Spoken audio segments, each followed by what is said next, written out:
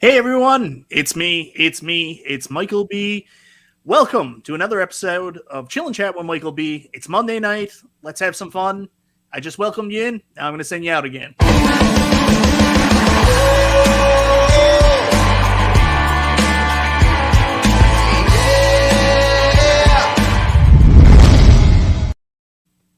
Hey, I spent all that time doing that intro, I might as well use it, right? That's right. Look good to me. So guys, thank you so much for joining us tonight. I've got two very special guests here with me. Console Kits is back. Justin, how are you, my brother? What's up? I'm so important. I got my own row.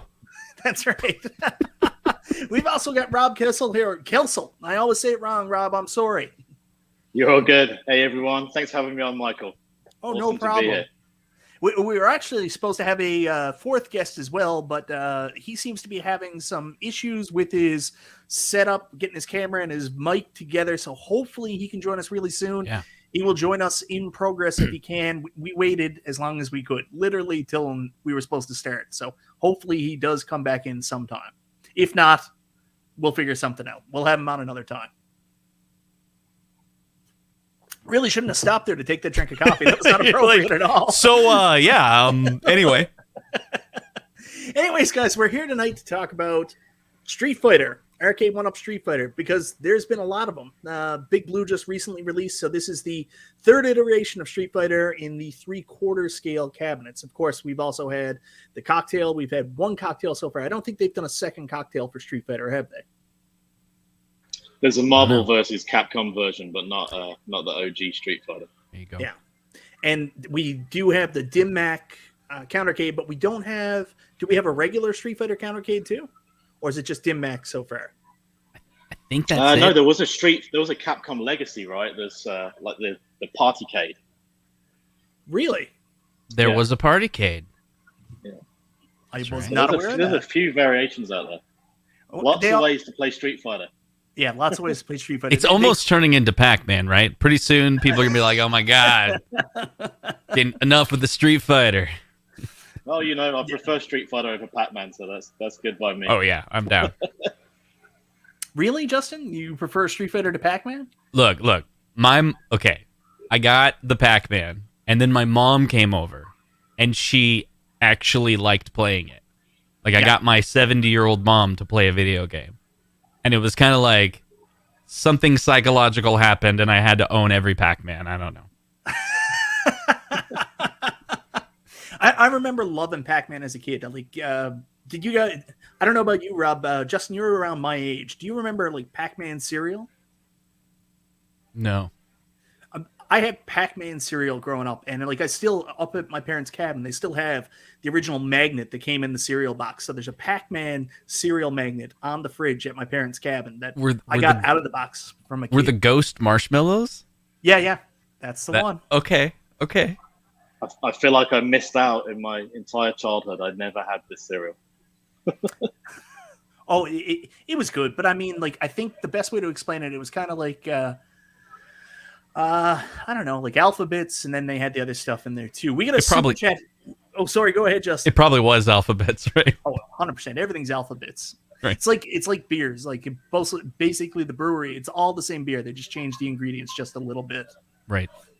Console fanboys here. Zohar, my friend. Super chat $4.99. I would like to know why the Pac-Man and Miss Pac-Man numbskull cabs aren't turned on in the background. Because I didn't want to create the illusion so hard that I was playing them before the show, because then people... I just got done playing all these. Same with Rob, right? Yeah. I was too busy to turn them off. That was one of the hints that Zohar dropped in his video there last week about how to become a successful YouTuber. You have to leave your machines on in the background so they know that you're constantly playing these, right?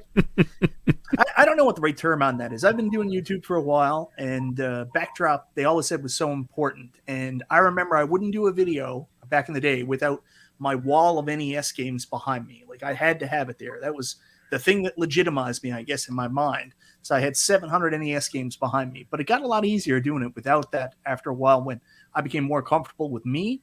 So I don't really find the backdrop to be something I need so much as sometimes I just want it to look pretty in the background. So it exemplifies what I'm doing.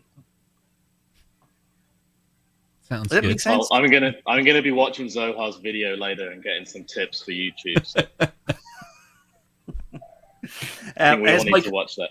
As Mike Hockhurt says, Zohar is the fastest rising YouTube star. There you go. He is really good though. Like I'm not joking about that. Zohar's got like some serious talent, screen presence, singing ability. I don't know if that counts for anything, but his singing ability's there. It'd be nice to see him try a regular video every now and then. That's what I'll throw out there. Just do a straightforward video, man. Straightforward. Keep us guessing. The guy's wasted on YouTube. He's totally wasted. He should be like in a movie or something. Right. So Street Fighter, right? Oh, is that what we're here to talk about? Yeah, we should talk about that. So I think anybody who follows me on social media saw that I got my Big Blue today. I was really hoping it wasn't going to be today because it was actually my wife's birthday. So she wasn't exactly thrilled that we had to make a stop to pick up a new arcade cabinet, but there we were. So now I have Street Fighter 2 Big Blue, and I have Capcom Legacy. So I'm at an interesting point here of which cabinet I want. And I asked the question, do I want one or the other? Or is it sensible for me to have both? And Rob, that was one of the big reasons I wanted you to come on, because you're a known Arcade1Up, I'll use the term super fan. So I thought it'd be interesting to ask you from your perspective, where you stand with cabinets with the exact same game. I don't know what the right term is, because I mean, they're different cabinets, but they're both Street Fighter 2 in a way. So can you do two of those cabinets? Like what would be prohibitive against that?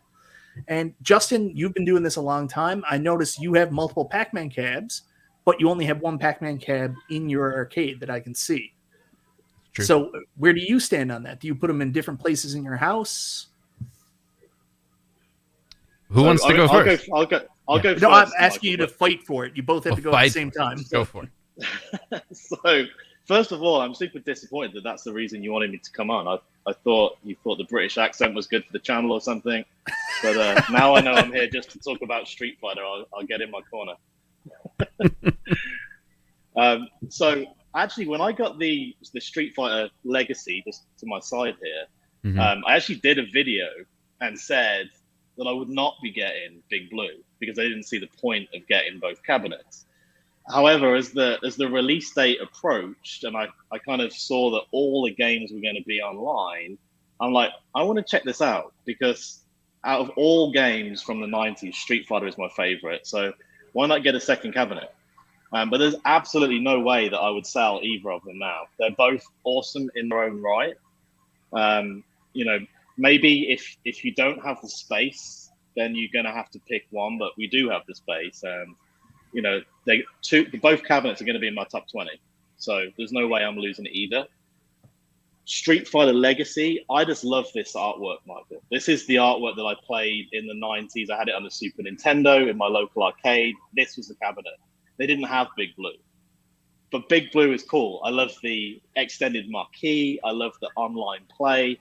And for people on the channel, I don't know if they've seen the kind of Facebook group, the banter. The online play has been phenomenal. It's been awesome. So I think that, for me, is the key thing with that cabinet. I think maybe if Street Fighter Legacy had an online ability, you wouldn't need to have two. But for me, I got to have both. And that's the thing with a multi-cabinet arcade, right? It's about the artwork. It's about the presence. It's about, bringing back those memories from being in the arcades as a kid. So for me, absolutely, you got to have both. So where I come at the angle is kind of like, so yeah, I have multiple Pac-Mans, but I'd like to kind of reverse the question. So imagine you could have anything you want, right? Like essentially where you have, let me look at it this way. Maybe it's like a Sophie's Choice. Like you have to pick one of the cabinets, but you actually have the ability. That's a bad analogy. You have the ability to merge them, right? So you got, what is it, 24 games? Yep. And let's say they're all online.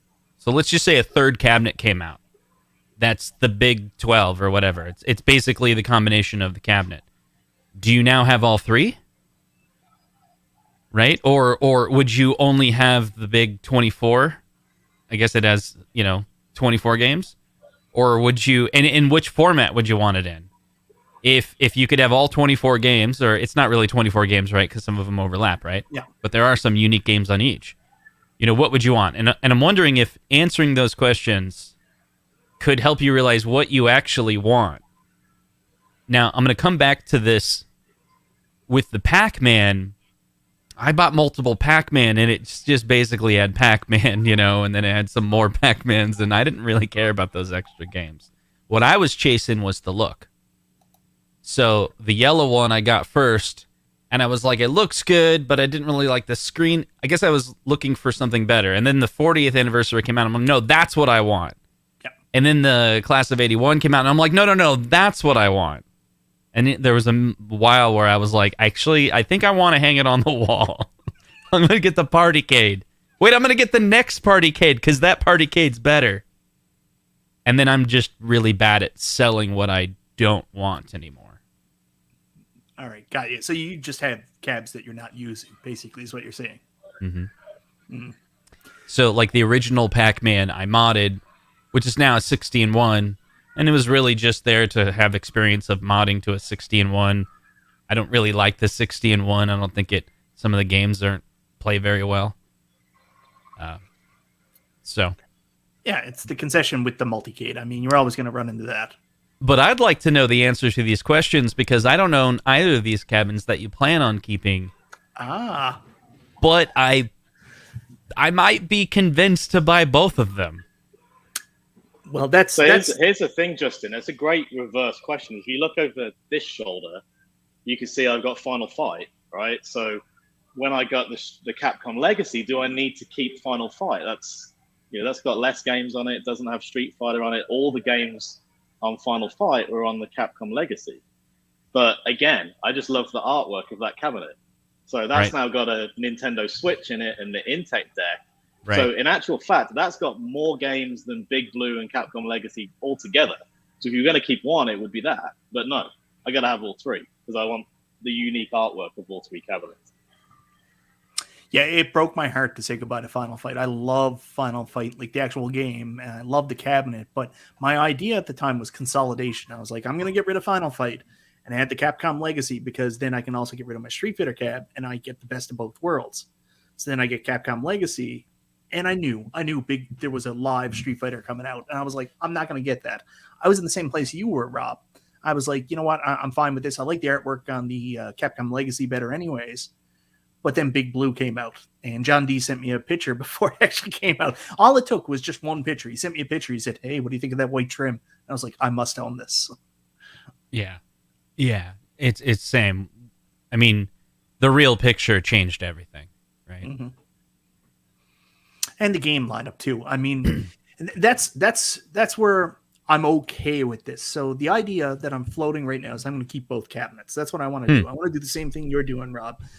And even though I have limited space and I really don't have space to have two Street Fighters in my mind, that's what I'm thinking. But the Big Blue is such an awesome art piece in terms of it being a showpiece cab. Everybody says top 5 they've ever seen Arcade1Up make. But also the games list is so different and so varied compared to what's on the Legacy cabinet that I don't really feel there's that much of an overlap. Like you got six Street Fighter games on your Capcom Legacy, but there's only really 3 Street Fighter games on Big Blue. There's an overlap for one of the Darkstalker games, but everything else is different. And there's some really good games on the Big Blue cabinet. Saturday Night Slam Masters, I love that game growing up. So excited to add that one. And also Knights of the Round is a hell of a beat 'em up. And I love beat 'em ups. So I'm more concerned about that overlapping with Golden Axe than anything else. But yeah, I where I'm leaning right now, even though I don't have my Big Blue out of the boxes, I think I want to keep both. And I'm asking the question, is that crazy? Not at all. In fact, it's the sensible thing to do, and you should go get your Final Fight back as well. I don't need to do that. Yeah, so how does that work out? So it's 12 games on each. Yep. How many distinct games are there?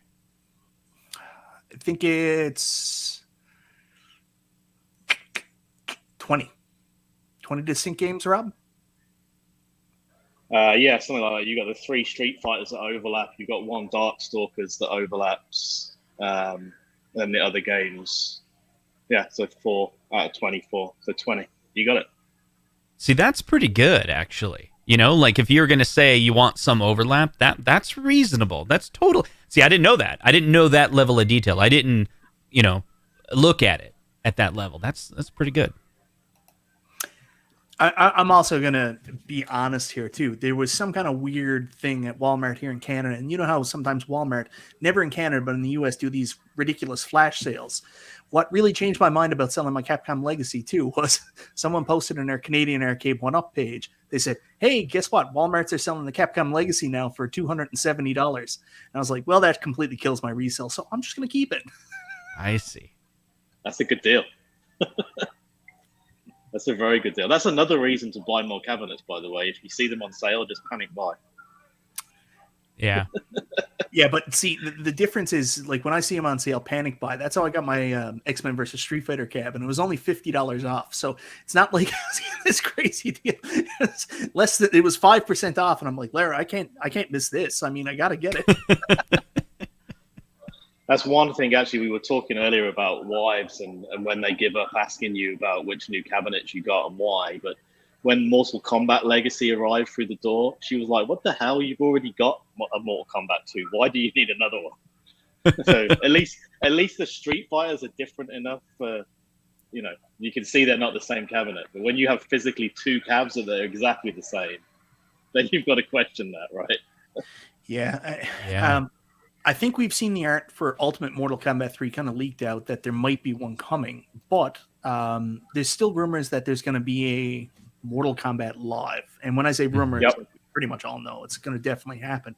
So that's going to be a tough one for me too, because as much as it's easy enough to say, yeah, I'll get Mortal Kombat Live, that Midway Legacy cabinet also, that's an incredible lineup of games, albeit Paperboy shouldn't be on it, but everything else is amazing.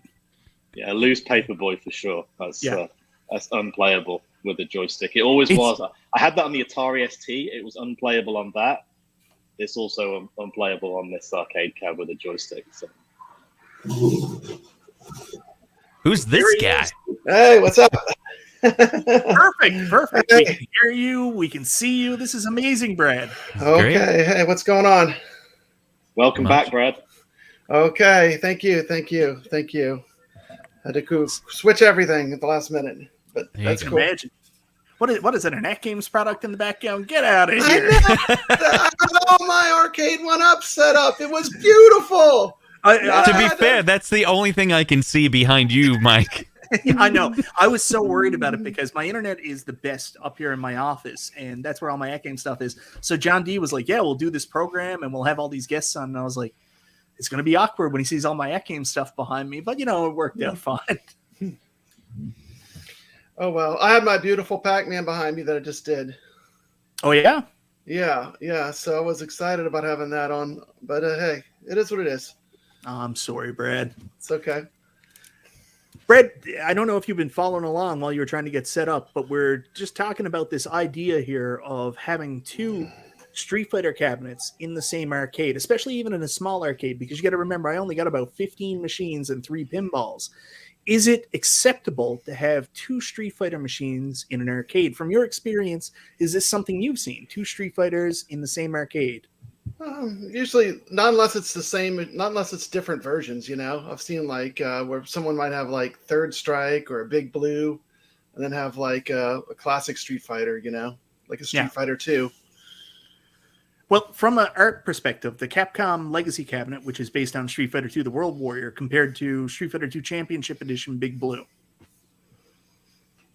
Yeah, I think if the games are the same, you got to go with whichever one is better, I think the online factor is huge with this Big Blue cab. Yeah. I mean, when back in arcades, people used to put the quarters on the glass and I think that's bringing that back, and that's great. Oh yeah, 100%. Like I even said it with the beat 'em. I love beat 'em ups. I'm the first person to defend beat 'em ups. Whenever anybody says there's no replay value, I'm like, well, you're doing it wrong. So I love beat 'em ups. You're supposed to start the game, close your eyes, and just get into this zen moment of slapping the buttons. And next thing you know, and what's great about these arcades, you just keep adding coins in, right? 45 minutes later, you beat the game, right? But you have a sense of accomplishment. I don't get that though, because people are like, there's no challenge. I'm like, dude, set your own challenge. Like, just give yourself 10 quarters. Right. That's it. Yep. That's actually a feature enhancement they've got to add on Big Blue. So right now you can set a game room and then one person can join you. What I want to see is a quarters on the glass game room where you literally have 2 people fighting, maybe 10 people watching, and they're all in line with their quarter on the glass. That would be better. Winner stays on. I already suggested it to John D. I don't know if they're going to add that, but it's Wi-Fi enabled. Let's lobby Arcade1Up to add that capability. That would be awesome. Let's lobby them to create a lobby. Yeah. Excuse the pun. That's not bad. I do want to bring up this comment here from Jacob RMRO. I was going to say Ramiro, but I'm just guessing there. I'm starting to believe Mike B is going to use this stream to show his wife why he can't sell the Capcom. Stop stealing my plans, Jacob. We're building the case. Oh, Garage Gamer, did you get your Big Blue yet? His Big Blue was also in limbo last week, so hopefully he's going to have it relatively soon. We'll wait. Anyways, guys, that's kind of where we're going here now. I'm leaning on the sense that I think I should probably keep both. I have room, but I'm going to regret it. I'm going to regret it the minute something else comes that I want to find space for, and I'm going to come back to it. So I think where I want to stand right now is I want both, but I don't know if I'm going to be able to justify it later. That's the thing. I still don't trust you. I don't believe you. Let me ask you this. What if the Big Blue came out first and you bought the Big Blue first and then the Legacy came out? Would you have bought the Legacy? See, that's a more difficult question, Justin, because if I bought Big Blue first, I wouldn't have sold my Final Fight. So then if I didn't sell my Final Fight because those games weren't on that, I would have a harder time deciding because I'm no longer doing the consolidation I did to make room. So I don't even know if I would have got Capcom Legacy at that point. But for a different reason, not because you did. Well, couldn't you justify, I will sell the Final Fight and replace it with the Legacy because it has all the Final Fight games, but I'm going to get, 8 more games, right? Some of them were already on Street Fighter 2 Big Blue, though. Oh. Not all of them, though. Yeah, see... You haven't got Final Fight for a start, so that's your issue there, right? Yeah. It's a tough one, because even then, I don't know if I would have got rid of my original Street Fighter, because I found it a weird leave off the fact that Street Fighter 2 Turbo, Super Street Fighter 2 Turbo, is actually not on Big Blue. We get Super Street Fighter 2, the new Challengers, is not on Big Blue, but they just went with Super Street Fighter 2 Turbo. That was weird to me. It was weird to me that they had both Super Street Fighter 2, the new Challengers, and Super Street Fighter 2 Turbo on the original Street Fighter cab, but it's weird they didn't do that on Big Blue as well. Does that make sense? I don't know that it makes sense, but that didn't really bother me too much. I mean, obviously, A, I've got the 3 cabinets anyway, but B, I actually prefer Super Street Fighter out of all of them. Super Street Fighter Turbo is my favorite. So I remember when that came out, I had the original on the SNES, and then I had the Super Street Fighter on the SNES as well, and that was a killer game. You know what's funny? Despite being a Super Nintendo fanboy, I actually never bought Street Fighter on the Super Nintendo. I only had the Genesis version, so I had Championship Edition on the Genesis, and then I bought Super Street Fighter 2 on the Genesis as well. Oh, there we go. See? I know I've got a Sonic t-shirt on, but I remember at high school it was Genesis versus Super Nintendo, and I was the Super Nintendo fanboy. But I did eventually get a Genesis as well. Yeah, but see, you had the Genesis and that 6-button controller, so you didn't have to use the 2 shoulder buttons. So that's why Street Fighter was on that system. Mm-hmm. That's a good point, but actually playing with the controller, shoulder buttons for the heavy punch and kick are actually better. I could never get into that. I never could. Either. I was just like, I just won't use those buttons. Let's see if I can beat the game without those buttons. I think it's what you got used to, right? But I had my own video game store back in the UK at one point. In fact, we had three stores in total, and the game we sold most on Super Nintendo was Super Street Fighter. Really? And second, Mario Kart. We rarely sold many copies of Street Fighter on the Genesis. See, now he's just throwing facts at us to try to win the argument. Sorry. No. I got a couple of chats here I want to bring up. Console Fanboy, shout out to Brad and his first premiere video earlier today. Papa Brad's Gaming is legit. And thank you so much, Console Fanboy. Yeah, boy. That's my boy. Garage Gamer's got a couple of comments here I want to respond to. T2, maybe. We'll see. I've got a very strong feeling I'm getting T2 as well. And I don't know what I'm going to get rid of when T2 comes because I'm already above capacity. I started floating the idea of my wife about a third arcade room that was an overflow space. So we'll see where that goes. She was not super happy about it. She didn't like that idea, right? No. And another one I wanted to ask Garage Gamer about this.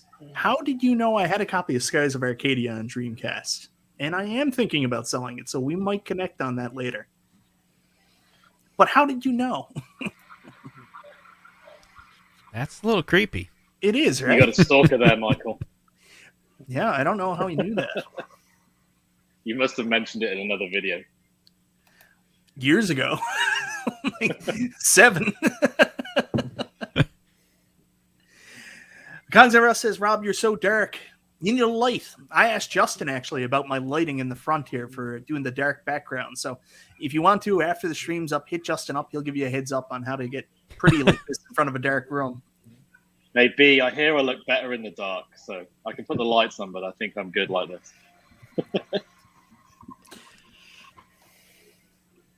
Brad, I wanted to ask you again now, Brad, through all your journeys and experience that you're going now doing these arcade tours, what is Big Blue to you? Like, is it something you see regularly? Is it like this big piece of arcade history?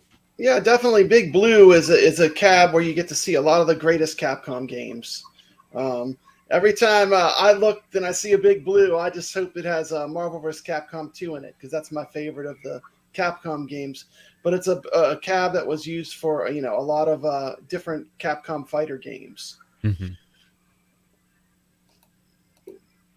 I saw someone show, I think it was a Time Crisis somehow moved into a Big Blue earlier. It was not one of the prettiest conversions I've ever seen. Yeah, the one the same. Don't mess with that. Yeah, I think the one local is like a Marvel versus Capcom, but it's got a Pandora box in it. Gross. I'm like, come on. Ouch. Yeah. I saw a Street Fighter put into a APB one time, and it still had like the bar down underneath for the APB. That's a desperate conversion there, boys. Yeah. So yeah, that's where I'm lying. Justin, you're thinking about getting a Big Blue as well. I've been hounding you about this. Is this something that you're still interested in getting, despite the fact that you already have Street Fighter? Yeah. In fact, it was a conversation I had with my wife last night.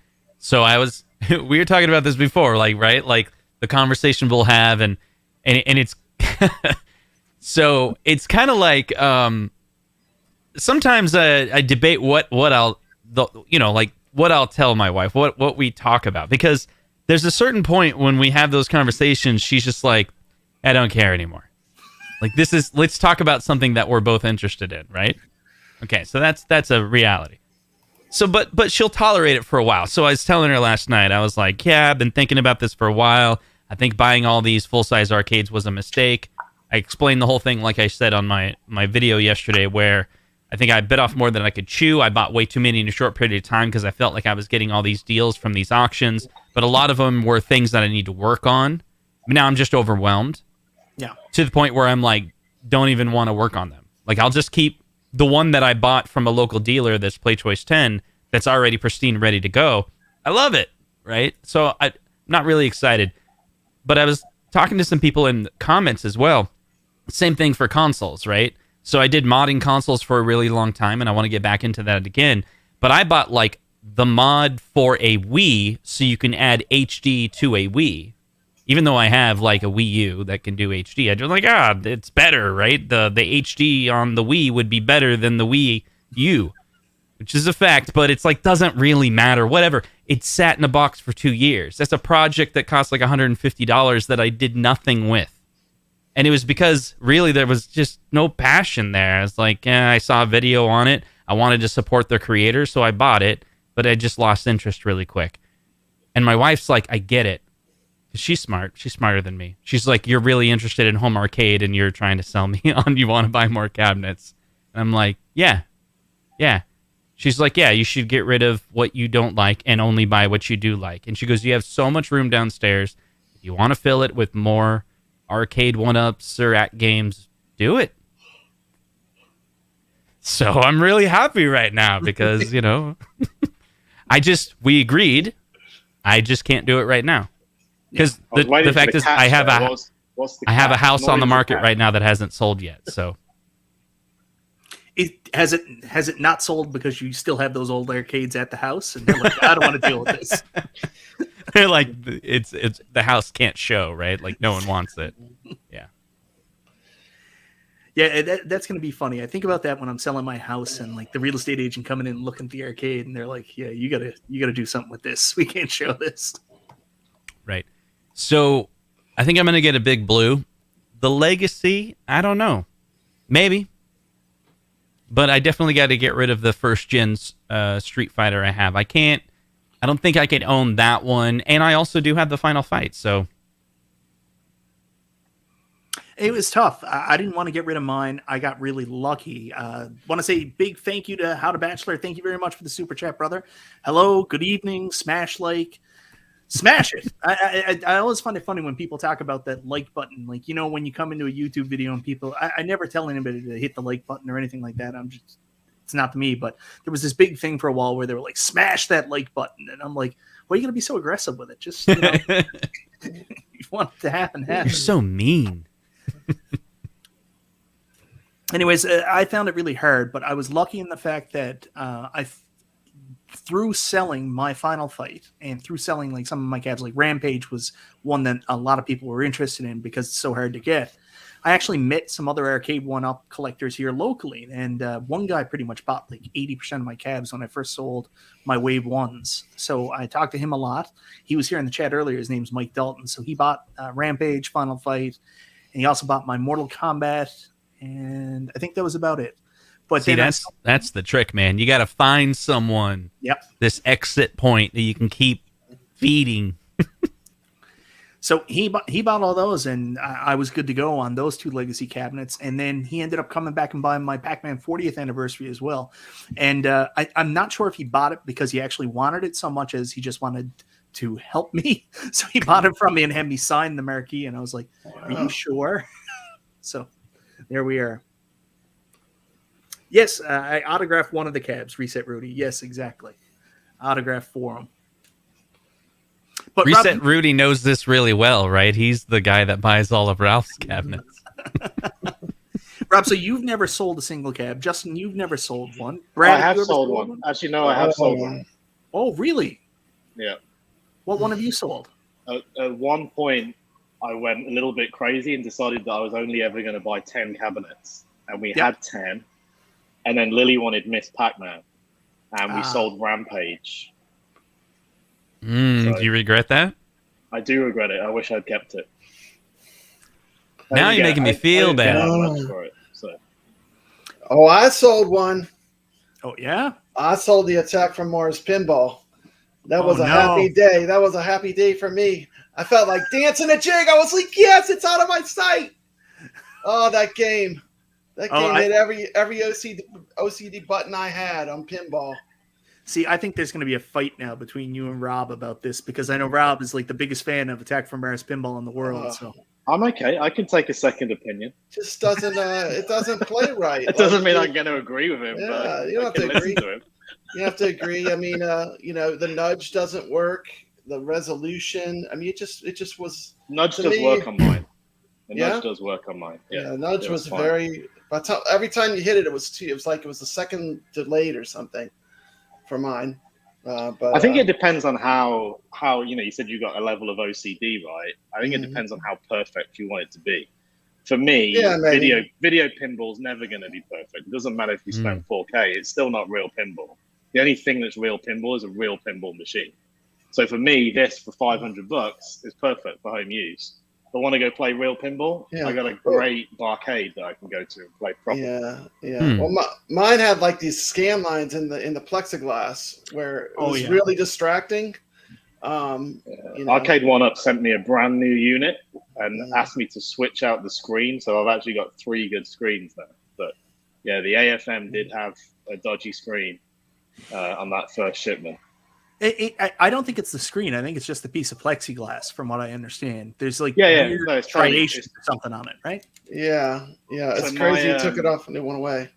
My Marvel pinball actually had some cosmetic damage in the side, and they shipped me a brand new unit. And the support guy just said, switch out the plexi and send the damaged Marvel back with the plexi out of AFM. Nice. Oh, I see. Yeah, I do remember. Didn't John say, or someone said, right, where the first wave Star Wars had a certain brand of plexi, and then the following waves of cabinets was a different supplier, and it had nothing to do with a choice. Had nothing to do with they were trying to save money. It was that supplier ran out, and they had to scramble and find another supplier. They found one, and they fulfilled, and then the complaints came in. They're like, crap. Yeah, if you remember back when they were trying to get those pinball machines out was, I believe, like right at the height of COVID. And I mean, it was nuts because every business was like, now we need to buy all the plexi in the world and put it everywhere to shield our employees from any. So just plexiglass became impossible to get. Even the stupidest thing, even like I have posters up on my arcade. You couldn't even find like the poster frames with the plexiglass piece over the front. Like they basically went missing in the stores and prices went through the roof. So, I mean, it was just gone everywhere. You can't blame anybody from that. It was just a worldwide shortage, literally. I think a lot of people put the glass in though, right? Which is like super cheap to do, $20. Put a piece of glass in if you're that bothered. I wasn't that bothered, to be honest, but the fact that the support was so good, I thought may as well switch it out. Yeah, I mean, it depends on what you want. Like, I love my pinball machines. I go down, I play them. I can play them for hours. I understand what you're saying, Brad. Listen, man, to each their own. But like, I think Attack from Mars plays fine. I played it on the Switch. I played it on my PC. It is what it is. I also have the Games Legends pinball, and I'll play Zen pinball games on that too, legally, because I own them all on my computer, and I use the pinball as a front end. So, yeah. I mean, whatever way you want to play it, that's fine, brother. No worries. Yeah. I think you've also got to remember, right, Michael, there's a lot of people on this channel and in the Facebook groups that they're serious hobbyists, right? They're seriously into games and they want things to be perfect.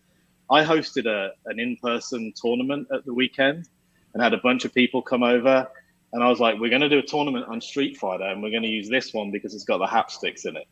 They're like, no, we want to do it on Big Blue. It looks better. And nobody complained about the sticks at all. Nobody.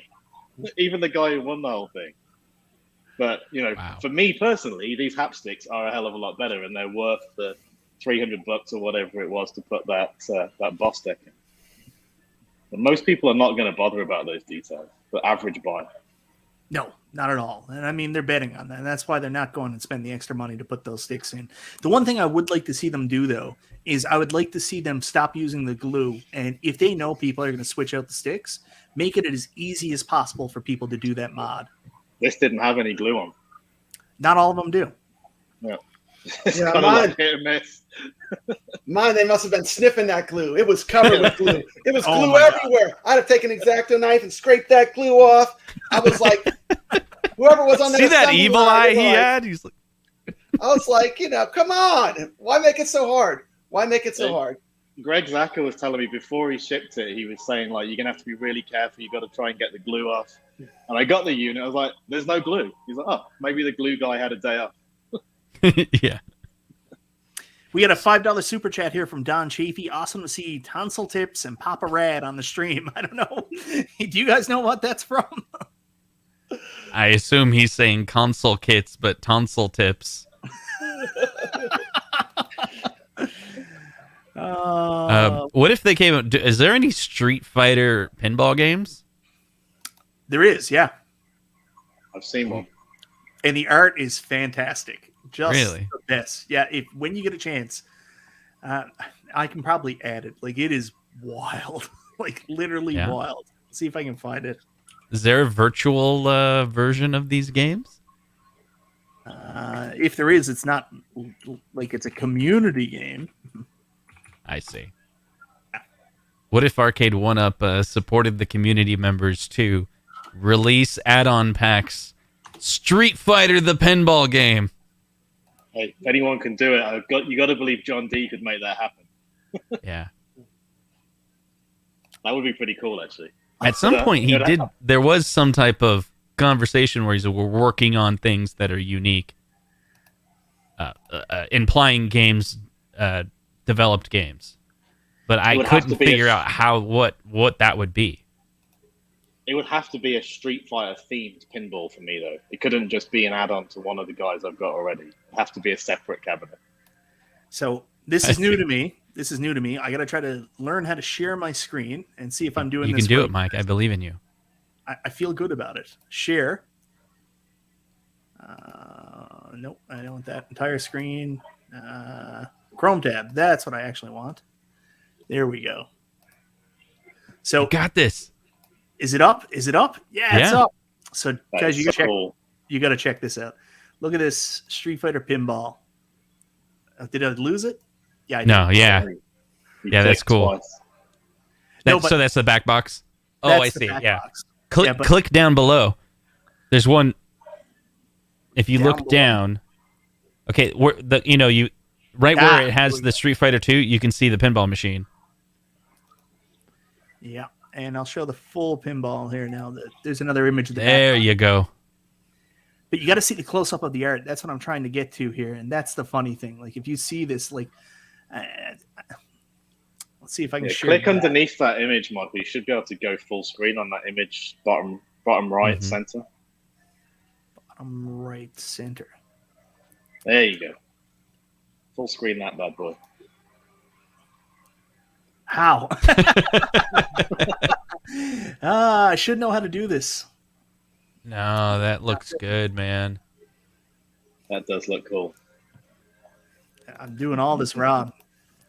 I'm really showing my inability to do anything sensible here, but there's got to be some way I can. How do you make this picture go full screen? Like, it's never this hard before in my life.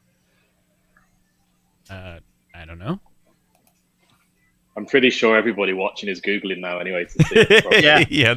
Anyways, if you get a chance to go look at the art on the back box, like if you see the way Chun-Li looks, like it is just like, can you see if I can make this bigger? Yeah. It's working. Yeah, if you take a look at the face there. I see it's got live as well. Maybe maybe At Games will come out with it and I'll have to buy a Legends pinball. No. Gottlieb lost most of these licenses. Yeah. I don't know what exactly happened or what the history is, but like Gottlieb's first party stuff is their own, but I think the rights ran out to this other stuff they did. There were so many weird pinball companies out there. Like Data East used to make a lot of pinball tables. Like there's a really good Star Wars Data East pinball table, and like it's impossible to find out where the rights are now. I think the rights all went to Stern afterwards from Gottlieb from Data East. Like it's a path I don't want to deal with. Hit my screen down below, Mike. There we go. Look at that. Look at that Pac-Man back there. It's so good. What Pac-Man is that? Joking. I don't know, but they both look really great, actually. That's called Mr. and Miss Pac-Man. There is a Pac-Man pinball machine, and it doesn't have video. You play Pac-Man. There's little lights in it, and if you do the skill shot, you get to like move the lights. That's cool. It's a very very strange game for pinball. Baby Pac-Man's a lot better, but it's kind of cool. It's a little rare. All right, so would you own a Street Fighter pinball machine and the Legends and the Big Blue? I think if Stern made a replica of that Street Fighter 2 and it was like 7 or 8K, I would instantly purchase that. I've been thinking about getting a Stern for a while. I like Star Wars, but then I got the Arcade1Up. If Stern releases that Street Fighter 2, I'd have to make that purchase.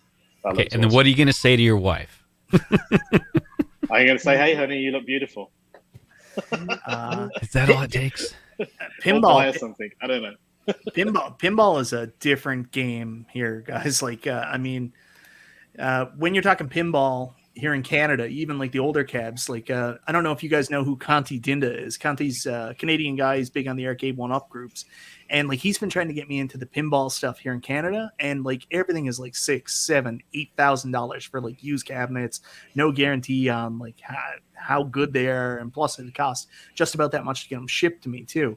So you're talking Stern. I mean, like you're buying a Stern. What are you looking at there for like the entry level Stern? It's like $8,000, I think.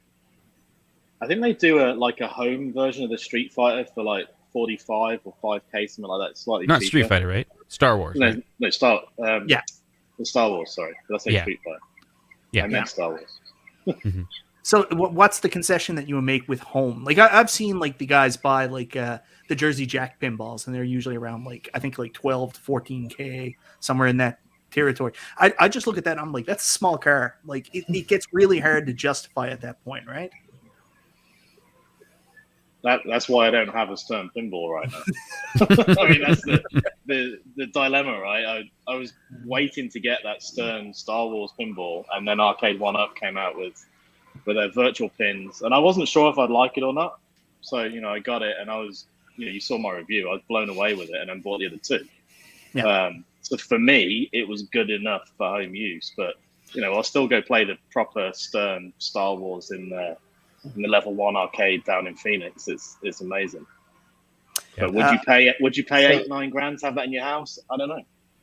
With the ability to put all 30 tables on one machine, like what's the point of having 3 different ones? Artwork. I'd be hesitant. I'd be hesitant to do that mod, by the way. Really? Because I don't think the systems were designed to handle that, switching back and forth between the games. So I mean, like I'm gonna call you out on that, Mike. I'm gonna tell you that the device was actually designed for you to be able to switch those tables out. Because what Arcade1Up did was they took a platform that has been developed for the last 2 decades called Android. Yeah. And they built a commercial product out of it. And all the mod is doing is making it where, like my phone, right? Like you have a phone. Do you have an iPhone or do you have an Android phone? Let's say you have an Android phone. It's like you're saying you should only have one app on your Android phone, and it should boot directly to that. You shouldn't have other apps. Yeah, I know you super collectors. I'm just saying that's basically what the firmware update's doing. Clear up some space. Clear up some space, guys. No, whether you want to do the mod or do the risk, there's always risk. There's always risk. There's a risk when you're taking the official firmware update. Oh yeah, 100%. I started sweating and everything because I didn't understand. No, I'm 100% serious here. I started doing the upgrade, and I'm always nervous about this. I'm not that technically savvy, and I'm not a real computer guy. So I started doing the update, and I was following all the instructions, and it just wouldn't start to update. So then I assumed my computer was broken because I had to press stop, and I thought the pinball was broken. I was losing it. So here I am doing like the simplest thing in the world, covered in sweat, trying to figure out exactly what I had done wrong. Like I'm disarming a bomb or something. And it turns out that it was just, was this weird thing where I guess I had some kind of firewall on my computer that wouldn't let it do the update. So I brought my wife's computer down, and it took like literally like 6 minutes, and I had the update done on my pinball table. Don't worry about it, Michael. The update. I have a degree in computer science, and I couldn't figure out why it wasn't working, and then I realized the cable was broke. Switch the cables, it worked perfectly. That's how it works. Reb is right. In Canada, a real pinball game costs 7,000 beaver pelts and 200 badger hides for a Stern. That is accurate, but I'd like to know the conversion on that to US. It's It's like 5,000 Shroot bucks, something like that. Shroot bucks. Oh, we stopped talking about Street Fighter a long time ago, didn't we? Kept on trying to bring it back with the Street Fighter pinball, but okay, screw it. T2, are you getting it or not? T2? I'd say more than likely I am. What's funny is I actually held out because I knew I wasn't going to enjoy Buck Hunt. I knew that wasn't the game for me. So I said, I'm going to hold out. If they come out with something, and I threw some stuff out there, Justin, you really had me convinced that it was going to be Time Crisis. I was like, well, Justin said Time Crisis. I 100% believe him. I think that's going to be the next game. Who's to say it's not Time Crisis? That's true. So you had me convinced it was Time Crisis, and Nothing is official until it's officially announced, right? I know. Well, it's definitely going to be T2, 100%. Is it officially announced? It's not officially announced, but because it was polled, right? The ad was polled. Yeah. So it wasn't official. And then John D wouldn't say T2 on the air. He wouldn't say it. Yeah. It's not announced. I don't see how those guns are so close to the screen. That just makes no sense to me. The guns come out. They come out. Then it's not like T2. They had to make a compromise. Well, I hear you, but Didn't you listen to John? He's like, hypothetically speaking, if they were that close to the screen, they would hit each other. So he's implying that the only solution was you got to pull them out. With a screen that small and the woods that small, like that's how would you do it? Those are the constraints. I put a bigger screen. That wasn't an option for them. They said the 19-inch screen is increasing the prices even higher than what the prices we're dealing with now. Yeah, I mean, the problem with T2 is in order to do the guns the right way, you would have to make the cabinet really a lot bigger than what they normally make their Arcade1Up products. Not just the screen, but the actual cabinet needs to be bigger, or you make it one player. That was your only option. So the offset of that is to make the guns removable. And I know everybody's going to say, oh my God, it's not arcade authentic. But I mean, I think it's a pretty good compromise in this situation. Maybe I'm being a super fanboy and saying that. I don't know, but I'm fine with it. I agree. Totally agree, Michael. If you want the proper cabinet, go buy it. You pick it up. Yeah. It's $1,500, $2,000 or whatever. Go get it. If you want a 3/4 scale one to match your others, then get T2. I think it looks great. I'll definitely be getting it. Will that be the first title they release with only one game? I think they're going to put other games on it. They've got to put at least 2 or 3 games on it. What do you think? What do you think it'd be?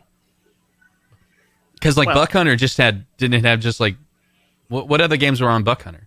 50 million versions of Buck Hunter. Yeah, right. But there's what are they going to do? Be like, we also got the Japanese ROM of T2. Right? No, but it's one of those things. Like with the licensing issue, it's tough. So like Turtles, we would all like to see when the Canadian leak came out about the extra games on Turtles. We were all like, this is awesome. But you get grounded back down to reality pretty quickly. What does that have to do with TMNT? When you're selling this to Nickelodeon, who I think are the rights owners for Turtles right now, they're going to be protective of their brand, that they don't want other stuff on there that doesn't represent their brand to be included with them. So I don't think there's going to be any other games on T2. And as much as that bothers people, there's only 2 games on T2, not T2, Turtles, because it makes sense. So when Terminator 2 comes out, I mean, what else are you going to put on there other than putting on like a Super Nintendo game that you'd have to play with the gun? Like, there's no way to do it. Like, you could put the Sega Genesis Menacer version of T2, the arcade game, on there. That's like the only other game you can put on. Exactly. So it's probably just going to be one game. I would be very surprised if anything else was on it. Yeah. I would buy it with one game, but I just think they'll find another couple of crappy games to put on just to satisfy people that there's more than one game. But I'd buy it just with T2, just to play only that game. Yeah. I could see it I could see it going both ways. I really could. Because they could justify it. They could be like, it's our first one with one game. And they're going to release a Time Crisis at some point. They've got the Namco licensing, so that's going to be a separate cab, and I'll probably get that as well. And then we're going to get into some trouble with some space issues. Zohar is back, console fanboy, $4.99. And by the way, Zohar, in anticipation for Justin's stream, bought a pizza and ate it over his sink like a rat the other night. So That's Zohar right. is here. Brad is right. If it ain't T2, if those guns are detachable, might as well make a Ridge Racer with a detachable wheel too. That's a horrible comparison. If you're going to do it, why not do it right, though? That's my point. How would you do it right, though? Okay. What is the definition of right? Class of 1981. Let's start with that. That's one of the most classic arcades that there's ever been. Man, to not use the arcade ROM. A lot of people say if they could have one cab, that's one of the ones they want to have, because you got 3 of the best games. You got Miss Pac-Man, and Galaga, and you have all the versions. You have Fast Shoot, you have the Speed Hacks, I mean, it should be criminal for what they're doing with that cab. That's just a rebranding of a Namco Legacy. Who wants to play King of Balloon? That's as bad as the iArcade games that people make fun of, like Eggs. And to put that on a cab is ridiculous. Here's what happened. That's a waste. Here's what happened, though. They were already planning on coming out with the 40th anniversary Miss Pac-Man, and those were the titles that was picked. And then there was a community show with John, and we were like, give us Class of 1981. And I guarantee you after that, he made a phone call and said, is there any way we can get Class of 1981? And they said, no, we could put different artwork on the one we already planned. How about that? He's just give him that. Yeah. And that's what happened. So we literally asked for it, and now we're upset that they're giving us what they could do in a short period of time. Because I have a feeling that the 40th anniversary Miss Pac-Man is a window, and if they didn't give us the 80, that's it. We wouldn't get. Maybe it wouldn't happen, right? Like, who knows what's going to happen next year? I think he hooked us up. I think it's deceptive. Hook up. That's deceptive. Hook up? Hook up? No. We asked for it, and he delivered. Sure. They were never going to give us the ROM anyway, because it had Pac-Man in it. We all know that. We were just joking that it would be really cool if it had the original ROMs in it, because then we could play Pac-Man on a Miss Pac-Man machine. Then why call it Class of 1981? Why use the name? That's what we asked for. Yeah. But it's not Class of 1981. It's not.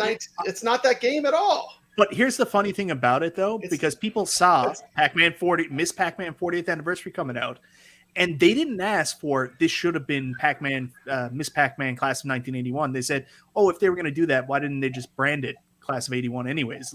Literally, the instructions were, "Can you reskin it to be Class of 81?"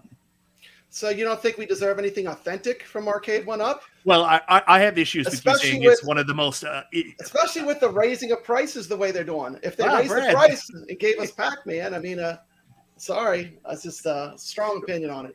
Yeah, and that's fine, man, literally. But I'm also coming from a different place that you talk about Class of 81. Everybody talks about it like it's this rare, like crazy thing that happened in the arcades. I remember Class of 81 more from the time period where arcades were dead, and you would go to a random swimming pool and there'd be one arcade machine there, and it's Class of 81. So I don't really remember it from arcade history. I remember it from a remnant of the death of arcades. Celebrating. It's funny. Last time I played was at a celebrating a the most pool. Classic games of all time: Miss Pac-Man, Galaga, and Pac-Man. I mean, it's just it was a no-brainer. They could have hit this one out of the park. It would have been bam. They could have knocked this one out of the park so easy. So easy this would have been to make perfect. I'm pretty happy with the Namco Legacy for $300, and then Miss Pac-Man behind me. Two cabinets side by side is better than one. Except for the joysticks that don't work when you're playing fast mode. Brad, where's all this anger coming from? He's been watching Zohar's videos recently, hasn't he? No, I just ripped all the joysticks out of my machine so it plays right. Yeah, I mean, that's the reality of it. The reality of it is, when you put fast mode, you need a joystick that works. MG brings up the point here. Yeah, but Michael B also says one game is okay because it's authentic. Yes, I do. So I'm sorry. I'm going to be honest with you guys. I'm a little more lenient on Class of 81 because I don't want it in my arcade. I don't. So I'm not as animated with it because I would rather. I don't like the half and half machine. It's never been like a huge cup of tea for me. I would rather just have a machine with one artwork. So I will recluse myself from this conversation. I'll let you guys have it because I don't want this cabinet. So you're not missing much. It's a dud. You're not missing much. They didn't do it right. I mean, I don't know. You're not missing anything. Brad, you're obviously more passionate about it than even I am about it. Like, look, I think it's cool and neat when the arcade games that I can play from Arcade1Up have dip switch features. If they're going to throw in like, hey, a speed hack or even extra lives or something like that, I'll probably play it once or twice. But most of my cabinets are showcase pieces anyway. So when I said I want to get a 1981 is because I have a connection with that arcade look and not necessarily the exact ROM. Yeah, well, I just buy them because I like to play the games. So I think mean, that's the debate, really. From my standpoint, I'm buying it to play Pac-Man, so when I go to the arcade, I can kick ass. See, I can play forever. I mean, it's a different. I guess it's a different mindset. I think it is. Scott's original idea for Arcade1Up was to sell to Brad. He said, "Look, I got this idea. I'm going to make these cabinets, and all this new barcade is coming back. So Brad's going to buy the cabinet. He's going to get really good, and then he's going to go to the bar and beat everybody." And when he said that, I didn't know he was talking about this Brad, but now I get it. Okay. Because when I bought it, I was like, this is really cool. I can pretend I have an arcade. Yeah, there's the one. I can pretend I have an arcade. That's what I like. Zero Hero has a really good comment here. The complaint about 81 is there's no Pac-Man. The complaint the community has is there's too much Pac-Man. Come on. That's beautiful. Fair point. Fair point. Well made. So, the class of 81. Wow. Brad, you're probably not going to buy it. That's what I'm getting from it. Well, I have an Namco Legacy, and the only thing I'd really be gaining is Pac-Man. I mean, not even Pac-Man. The only thing I'd be gaining is Miss Pac-Man. So it doesn't really offer anything to me. Just buy Miss Pac-Man. That's probably what I'll end up doing, You probably. can get it for $250. That's a bargain. Yeah. I'm But- starting to like this idea, man. Like, hold on a second. Are you sure you want to buy the latest Arcade1Up when you're telling me you can kind of buy the older ones? You could get two of them for the same price. Is that what you're telling me? 2 for It's a 1. deal. Yeah, they do look more authentic.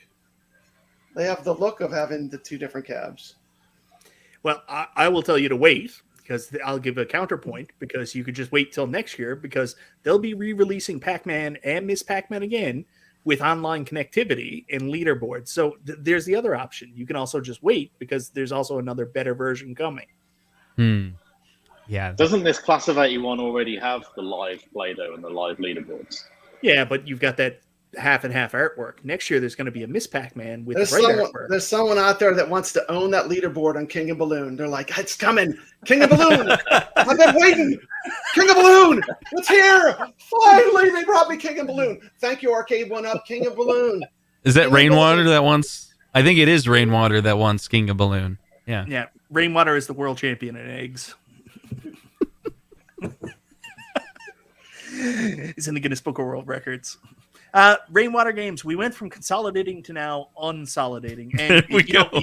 he's 100% right. Like, I do feel kind of dumb about it. I'm like, yeah, I'm going to get one of these cabs to consolidate to make more room. And now I have 2 Street Fighters in my arcade. So, yeah, you got me there, man. That was my point right at the start. Don't have 2, get 3. You need Final Fight back. I don't need Final Fight back. I don't like think that. we're thinking with our heads. We're thinking with our heart and passion, right?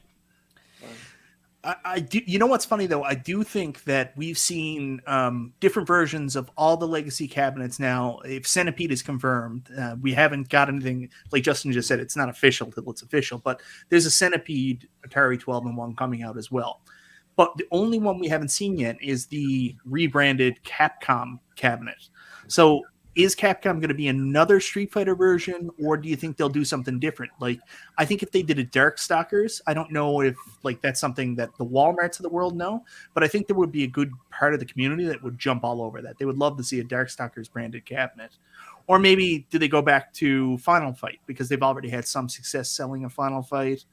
Or did they go 1944? I don't know. It's always a weird question with what they brand that cabinet as, because that's the real selling point when it comes to the Walmarts, Best Buys, all those. It's not the fans so much as it is the retailers being able to think they could sell those. Yeah. I think you were the one that said that, Mike, that you don't think they sold very many Final Fights. If that's true, they probably wouldn't order a Legacy Final Fight. I think you're right. That's the exact reason. Maybe they'll do like a Capcom Stadium version, big yellow, with everything online or something. Or That maybe would be it's cool. just go back to the artwork that they did for Gen 1, just the standard Street Fighter 2. I actually think I think what you'll see is downloadable content on Big Blue. 100%, Michael. I see you shaking your head. you'll see it when you build yours. There's an SD storage card, memory expansion. Why would you need memory expansion? John, You're do not you adding explain that games. already? That's for taking lovely pictures of your family on a trip to Idaho. Yeah, Then yeah, you yeah, put it up- yeah, yeah, yeah, That yeah, seemed yeah. like a great answer You- to not answer the question. Yeah, don't you get it? Anytime he makes a joke, he's To cover skirting. up a lie. He wants you Yeah. to look over there because you're pointing at the obvious. Stop talking about what we're totally doing and let me distract you with something that we're totally not doing. 100%. Zohar, again, why stop at 2 Street Fighters? Get 5 of them. Hell, get 10 versions of Street Fighters. Oh my god, new video dropping soon. I can't wait. I missed a super chat from P-Dubs a while back too. I think if I did, dear God, I'm sorry, and I can't go back to it. I'm terrible at this. Oh, and we also got one from Stringer Films here. Which version of Street Fighter is waterproof? If you send me one for free, I'll throw it in my swimming pool and I'll let you know. I already have the answer to it. It's the Generation 1 Street Fighter. So only Justin, I believe, can test that now. I don't think it's waterproof. Hold on a second. I got you, bud. You got me? I got you, bud. I appreciate it. It's going to be funny. Ready? Boom. Yeah, there you go. Can you now explain the difference in aspect ratio to us between the Gen 1 and Gen 3 Arcade1Up monitors? I cannot. Maybe Justin can. I've made a million videos on this. No one needs another explanation. Garage Gamer says Michael is getting X-Men. This is a true statement. And Simpsons. Yeah, I know. And I don't have any room right now, so I don't know what I'm going to do with that. I think NBA Jam is probably going to find its way on the outside of my actual arcade. I like NBA Jam. I don't find myself playing it as much anymore. And I'm actually, this is going to really upset people. I'm selling my Golden Tee tomorrow. What? I know. Another You going to mistake. get The Simpsons then? For bowling? Well, I'm getting The Simpsons for The Simpsons. Bowling is just a added feature. But everybody seems to love that Golden Tee cabinet, and it is great. It's just, I don't use it. None of the people that come over to my house use it, so. People that come over don't play it? I heard that was the most popular cabinet. I thought it was going to be. All my friends, they all talked about Golden Tee, the memories of playing it in pubs, and no one plays it. It gets played a lot at my house, and I'm surprised the trackball still works, to be honest, because people are normally drinking.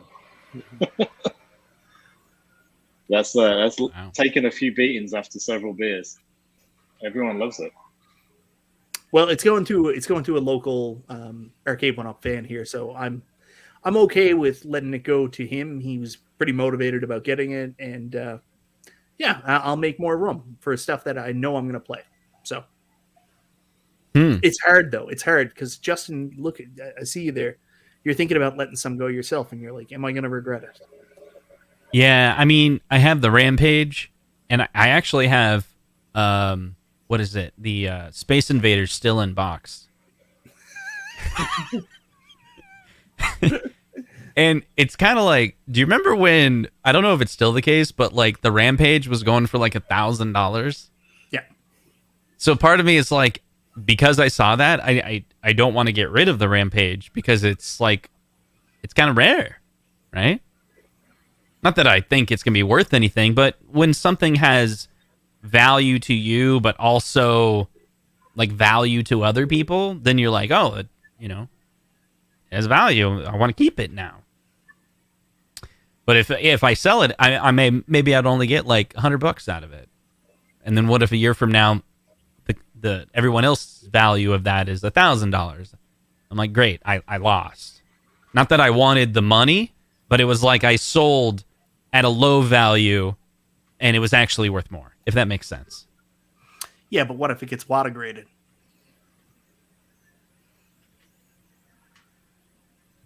I don't know.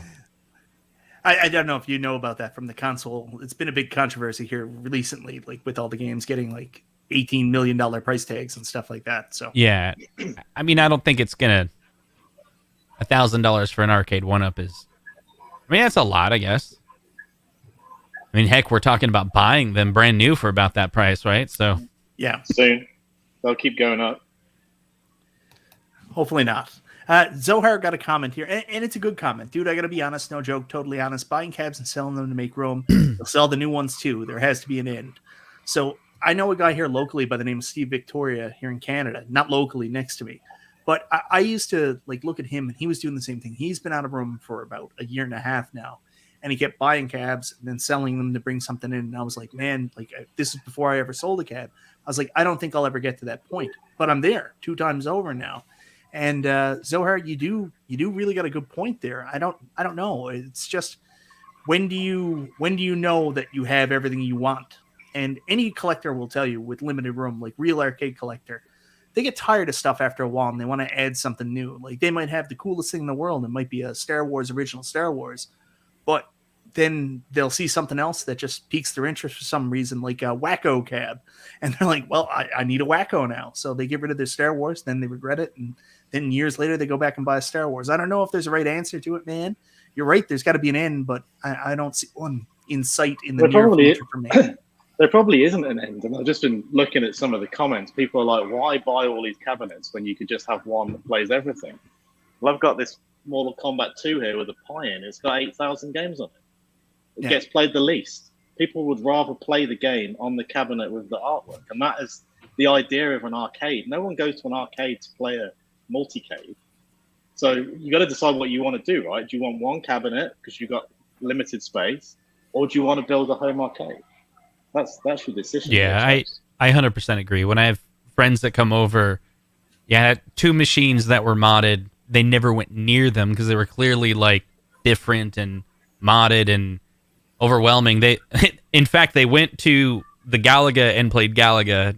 They went to the Pac-Man and played Pac-Man. Yep. And then, seriously, when we were like, hey, let's sit down and play a game, we went in the other room and sat on the couch. So it was kind of like there was 2 modes. It was we're in the mode of we want to play arcades and let's pretend Justin has an arcade in his basement. And that lasted about an hour. And then we went upstairs and played Scrabble and ate some chips and dip. And then we went back downstairs and played some Switch. Yeah. That's my experience. But yeah, like it was really fun because I haven't had one of those in a while where the room is full with all your friends, but they're all at different cabinets and they're having a great time. My brother came over and he beat 1944, like on the Final Fight cabinet. And he's 4 years older than me. And he was like, I did it. I beat it. I was like, calm down, dude. Yeah. He's like, I've always wanted to beat this game. I beat it. And he went upstairs. Unlimited quarters. He went upstairs. He's like, hey, I beat 1944. He like said it to his wife. And she's like, I don't care.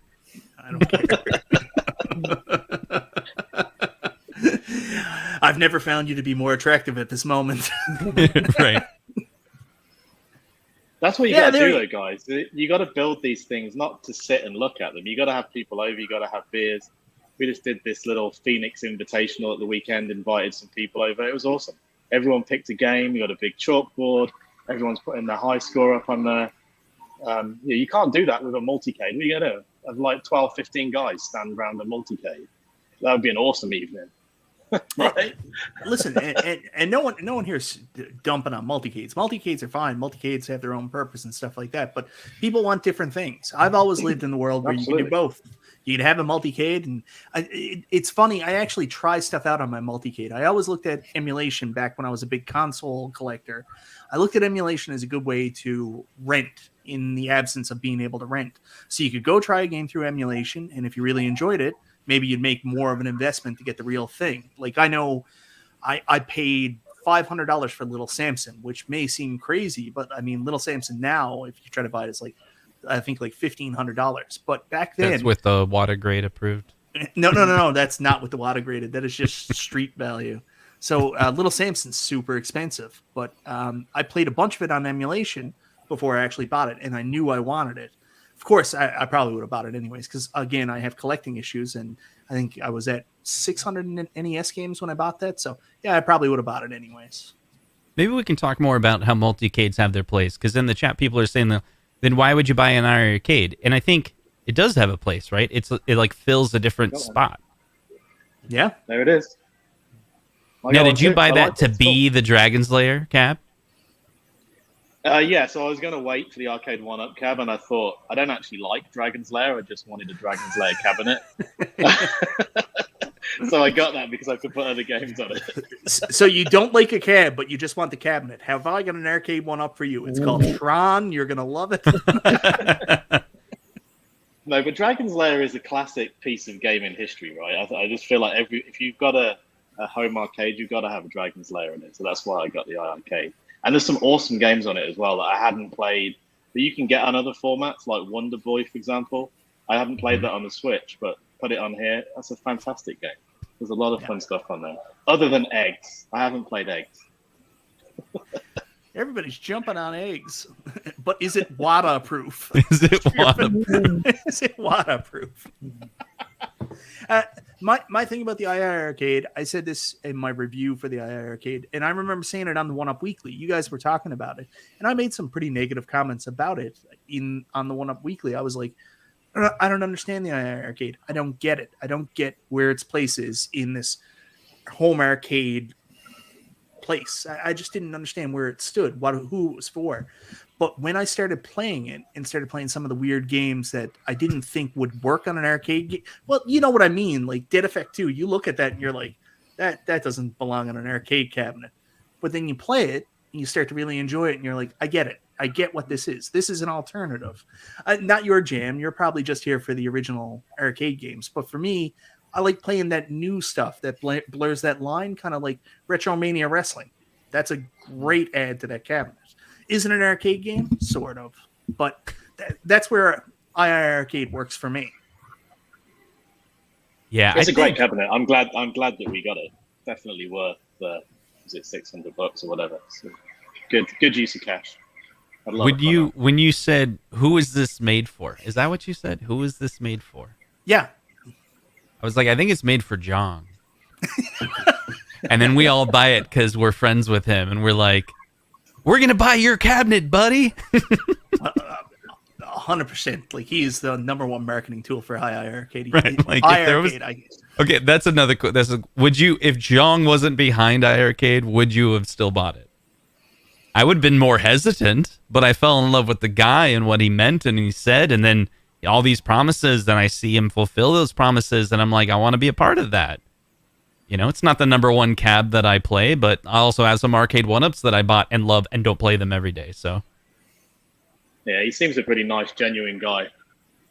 It's another good reason to get into a brand, right? Right. And I believe he can take it further. He's got some new games coming out. I think he should double down on this whole, like, games that are coming to the Switch.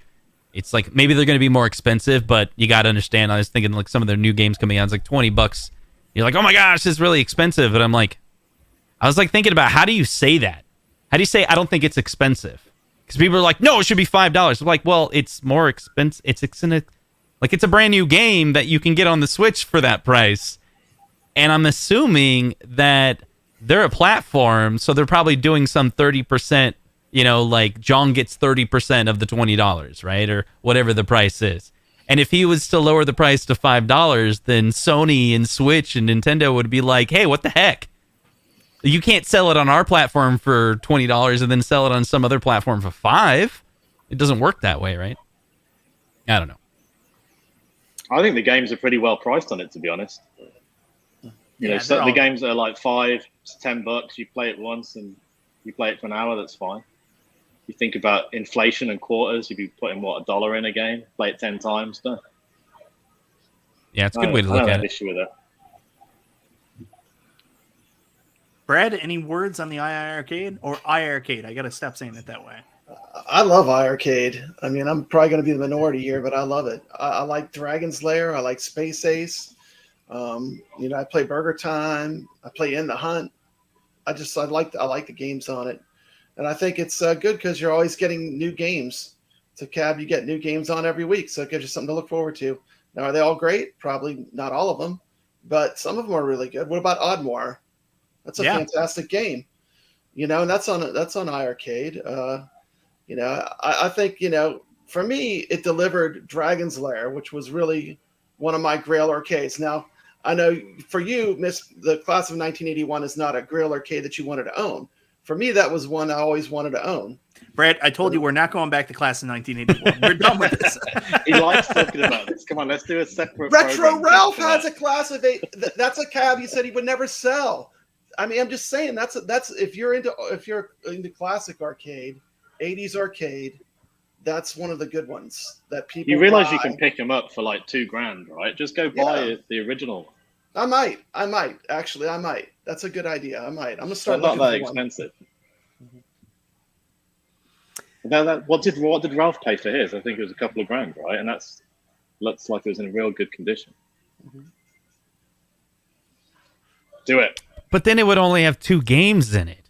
3 games. 3. Mark it, Three. right? Put a pie in 3 it. games. Okay, sorry, 3 games. Yeah, and my favorite thing about that is Brad would get it home and he'd be like, "Oh, it's perfect." And then the monitor goes out, and then you spend a month and a half trying to figure out why the monitor went out. Like, is it the power supply? Nope, bought a new power supply. That didn't fix it. What am I doing here? You got to remember that too, man. Like, Yeah.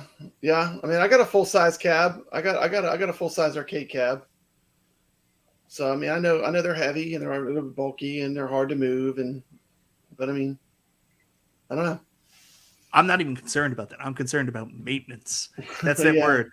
So my father-in-law, I bought a house a little while ago, our first house, and he said, "So you're going to put up a chain link fence?" And I was like, "No, that would look terrible. Why would you put up a chain link fence outside your house? I'm going to put a real fence up." And he was like, "Because of the maintenance."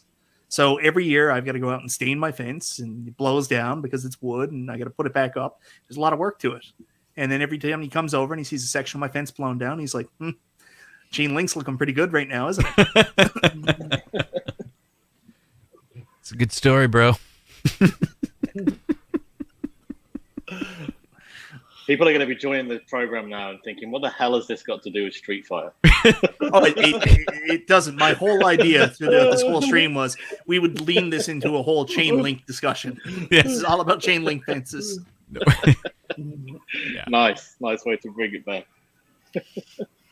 So we're well past the witching hour, so we're going to clue up pretty soon. I guess I don't know if I ever answered really the question: what is the pros and cons of buying like Street Fighter Big Blue compared to Street Fighter Capcom Legacy? And I'm just open to the idea of having multiple. I think that if you can get past the idea of the artwork, having similar artwork for a similar game in your arcade, there's enough of a difference between those 2 cabs and the live feature to justify having both. Maybe I'm just talking myself into it, which You're is more talking than yourself likely- into it.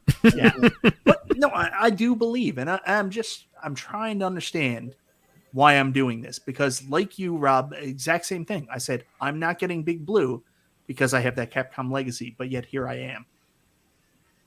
And you won't regret it. You're going to start playing it later this week, and you'll be like, "This is freaking awesome!" And you will not be able to sell your Legacy. So look forward to seeing you online. I'll give you some free wins. I'm pretty bad. So I think I'll be the one giving out the free wins. Anybody who's played me in I'll Marvel take versus Capcom knows that already. Yeah, I think you found yourself in a pickle. That's Yeah. the answer. Because you said it already. You're like, if you would have bought it the other way around, you wouldn't even be in this mess. You found yourself in this mess. I've been here before. I'll tell you what it is. You've already spent the money. And in fact, the money for the Legacy is long been spent, right? And really all you had to do today was to decide whether to buy the Big Blue. And maybe in the back of your head, you're like, "Oh, I could sell the Legacy." But now you have both, and you're like, "I got enough money in the bank. I don't really need to sell the Legacy." Yeah. Why go through the effort? Yeah, it's definitely not a money issue so much as it's a space issue. And that's what I'm trying to figure out. It's the space. And And well, you said it before, like maybe another one will come out and then you'll have to make that choice. So that's the answer. You don't have to make the space choice today. So you're like, why should I make the and you shouldn't. You should not make the space choice today. Steve B has a really good comment here. He says, "I'm trying to fill a void you can't fill with cabinets." I have no idea what he's alluding to, but I'm very interested in this now. And it is hard when you sell your cabinets. It's hard Oh, when you yeah. sell one, especially if it's something that you kind of liked, you know? As soon as it's gone, you think, hey, I wish I still had that, And I You got a don't big miss issue. until it's gone. I got a big issue with selling stuff. Like I still have all my games from when I was a kid. Like I held on to everything. Like we're talking Super Nintendo era and Game Boy era. I collected the boxes, the manuals, everything. So like I'm not okay with selling stuff. That's foreign to me. So this is all new. For Just, me, the one cab I would never sell is my Star Wars Arcade1Up. I think we all agree on that. I would never ever sell that. Why? Because it's so authentic. Yeah. It's so authentic. You can play the arcade game that plays just like it. So, I mean, to me, like when they can hit home runs, they should be hitting like home runs more often, especially with the great titles they have.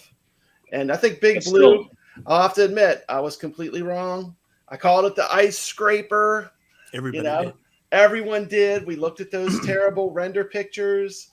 And I'm just glad that it was a lot better than everyone thought it was going to be. And that's a good thing. And I think, also if they did the, put your quarters on the glass. I remember when you went to the arcade, if you were good at the game, like people would have to keep playing you. They'd have to knock you off that machine.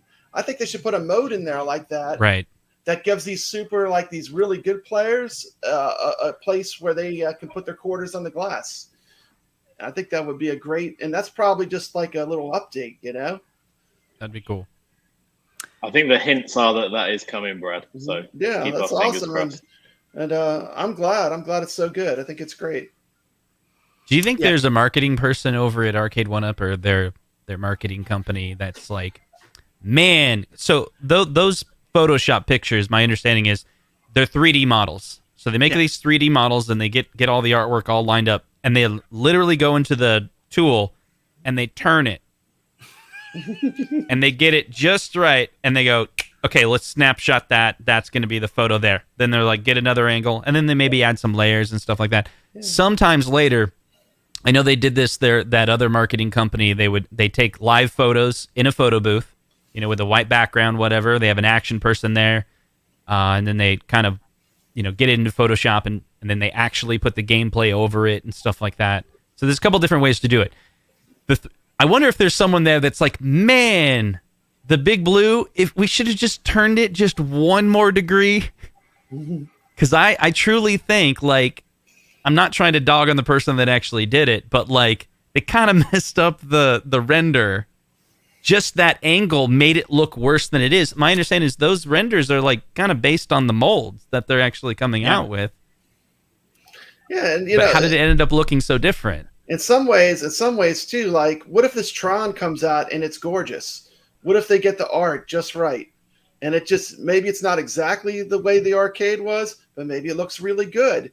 If it looks really good, I think that would be great. Because they got to get that look right with that cab, Yeah. That cab looks are important. That was I think they're going to nail Tron. That was all art, and having that look.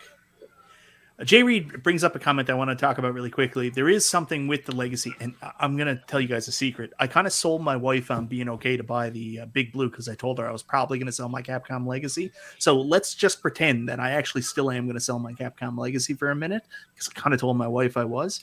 And I explained to her, I said, there's something I don't like about the Capcom Legacy, which is the line of sight issue. And that is true.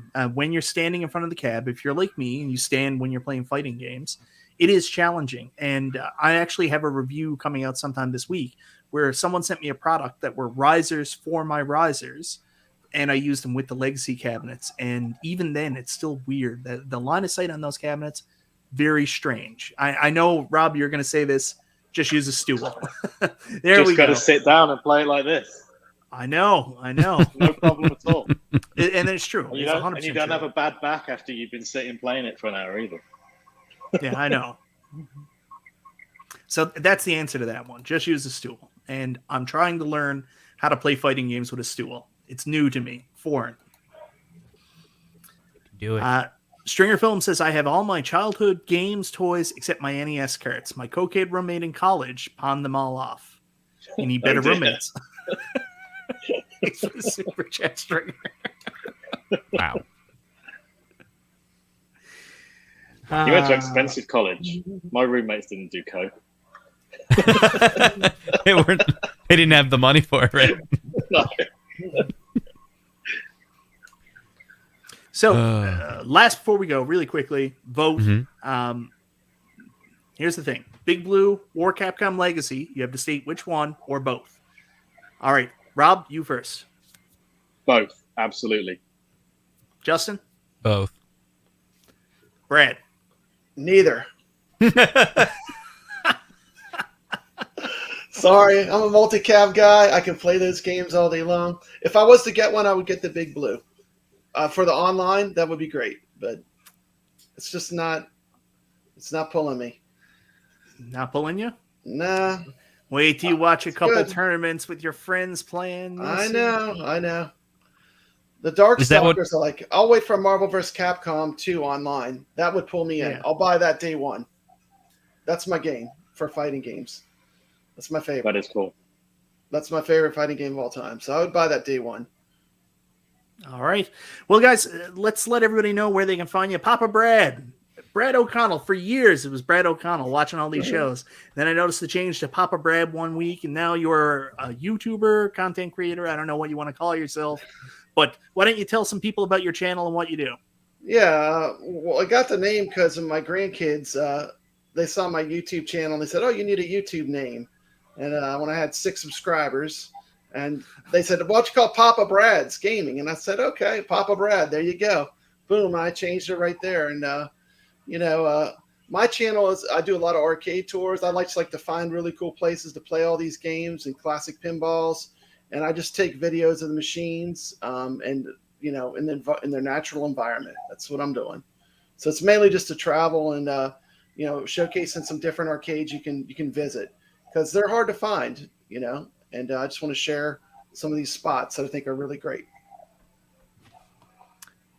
And Rob, thank you so much for being here tonight. Rob, why don't you tell us about your channel and give people a little peek into your life?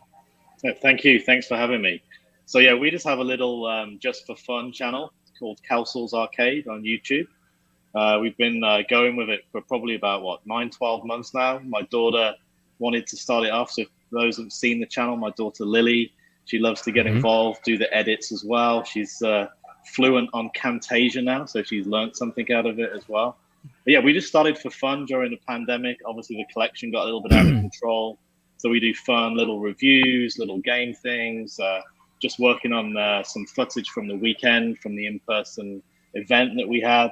And give us a like and a subscribe. We're just about to top the dizzy heights of 1,000 subscribers. So Lily's pretty excited about that. And let us know if there's any content you'd like to see. We're always open to ideas for content. So check us out. And last but not least, Justin, Console Kits. You're moving away from YouTube now. You're moving to some kind of late night adult hotline. Am I correct? That's right. You can call me at 515-661-4305. That's the number that you can have a conversation with me. Actually, it just goes to voicemail, and every Sunday I have a show right here on YouTube. It's called Console Kits. If you haven't heard of it, go check it out. Oh, by the way, I love the voicemail thing that you're doing right now. I think that was one of the smartest things I've seen in a very long time. Next to, I don't know if you'd ever do this. Would you ever do live calls? Is that something you'd be interested in? Like the whole... I could.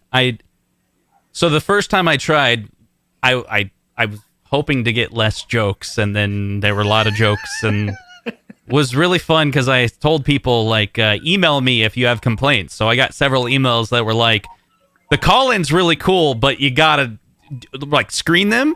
Yeah. And no more jokes. But it's a really cool way to engage. So I want to keep trying to do it not live, and hopefully I'll get some calls this week, and I can screen them. And what I'd really hope is if someone has a really something they haven't heard anyone else talk about, give somebody a voice that's like, you know what I think? I think that the Legends, or whatever, the Legacy cabinet or whatever should be thought of this way. And then that could, springboard a conversation. That's what I'm hoping for. We'll see. Well, I really digged it. And also, Justin, what I'm excited about is we didn't see you play any music tonight. Was that by design or? That's by design. By design. Hey, we saw him drink a Sam Adams, though. You got to get onto Stella. It's a far superior beer. Oh, no. Come on, guys. This is a more dangerous conversation than politics. Yeah. What's the live line number? Asking for a friend. Stringer Films. It's the same number. It's just if I go into the tool and say, right now it's on Do Not Disturb, right? If I turn that off, then it would be. All right, guys. I just want to say thank you so much for joining me tonight. This is a ton of fun. It's great. Papa Brad, I've talked to you a couple times before. Rob, this was the first time I talked to you. And Justin, it is always a pleasure, man. I love spending time with you, brother. Anyways, guys, thank you so much for tuning in tonight. I'm sorry, you were going to say something? Did I cut you off? Me? Yeah. The same, brother. Love you. All right, that's what I like. Anyways, guys, have a wonderful night. This is MichaelB.theGameGenie, and I'll talk to you next time. I say that every time. And it's unintentional. I just do it.